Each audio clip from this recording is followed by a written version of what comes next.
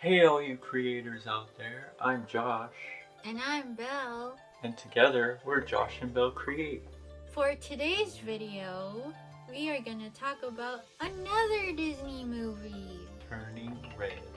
So the story is about a girl who goes through stuff and she turns into a red panda.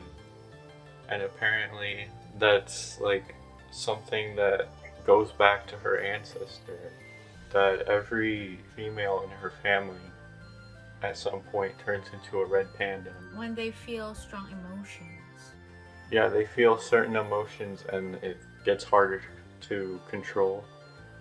And at first she doesn't like turning into the panda, but then she learns to be more comfortable with it, and like throughout the film she learns to control it more. The family itself still sees it as a curse, while May sees it almost like a gift, like a blessing in disguise, kinda. So she hides it. She turns into a red panda because they want to see this concert, and they're like collecting money from like people who want to see her as a red panda, or like buy merch and stuff, because she wants to and like take pictures with her. She and her friends wants to see the Four Town. Yeah, her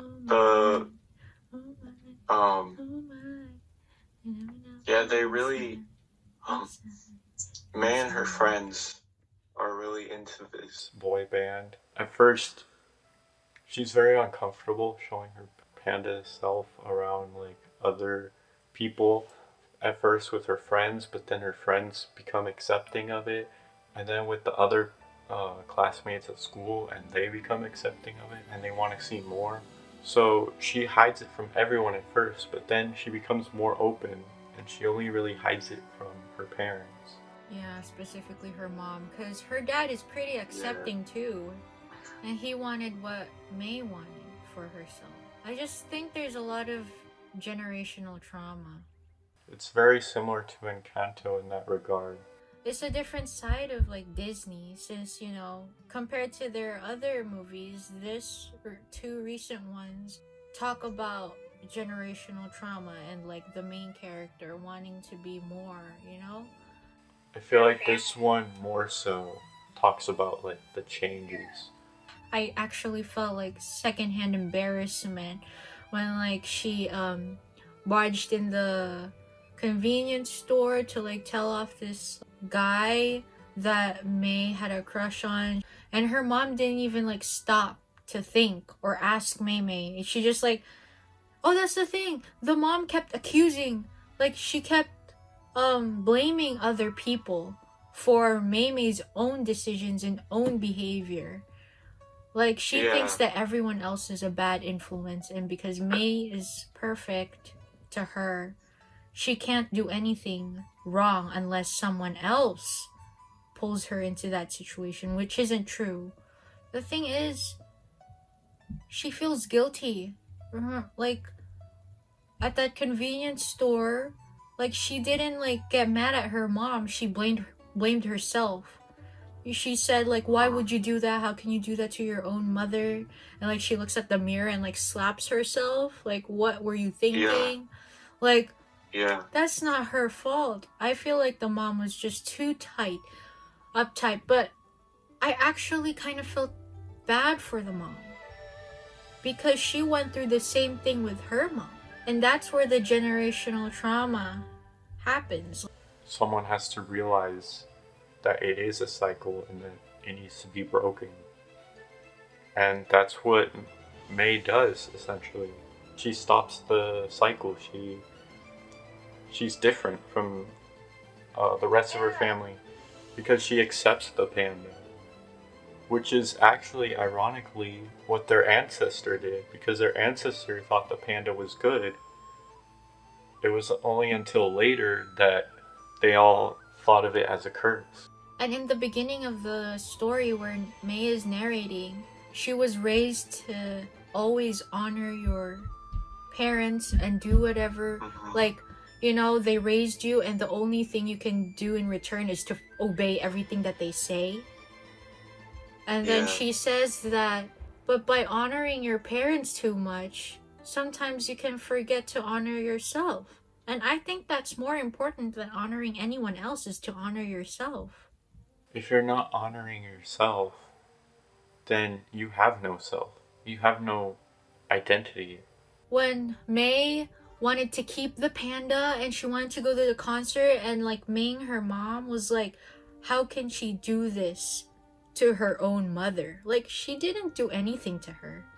She just wanted to be herself. She wanted to keep the panda, but to the mother, it's like she's hurting her. It's about her. But it's not about her. It was never about her. It was about May.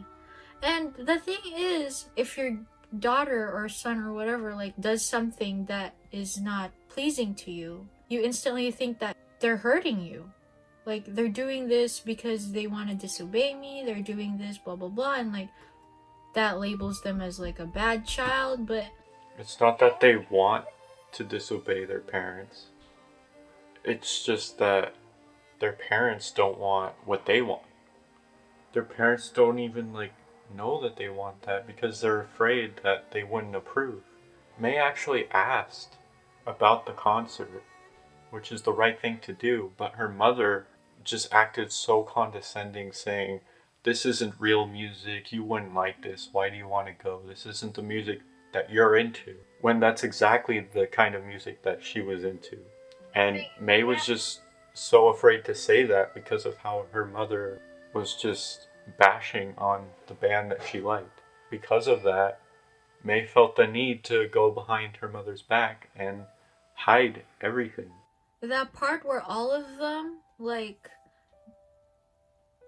broke their items or whatever and became pandas to help Ming when she got all berserk, it was really nice because, you know, they didn't even hesitate. And because it's family. Yeah. And I guess that was also the realization of the grandma. When they all went into that panda realm, whatever, May saw her mom as a kid, as her age, you know? And she was crying. She asked why she was crying, and she kept saying, like, she hurt her. And May was like, who? And then her mom said she hurt her mom. May's mom is still just that little child. She's still scared of her mother. And she doesn't realize that she's scaring her own child. I feel like different people will watch this and relate to it in a different way, which I think is really cool. It's a really nice movie, and I rate it a 10 out of 10. I think I rated a 10 out of 10. One of these days we're gonna do a video about a movie that's not a 10 out of 10. Ryan, the Last Dragon. Let us know if there are any other movies you want us to review or talk about. So, thank you for watching this video. Give this video a thumbs up. And don't forget to subscribe to our channel if you haven't already. And hit that notification bell. And don't forget, the possibilities are endless.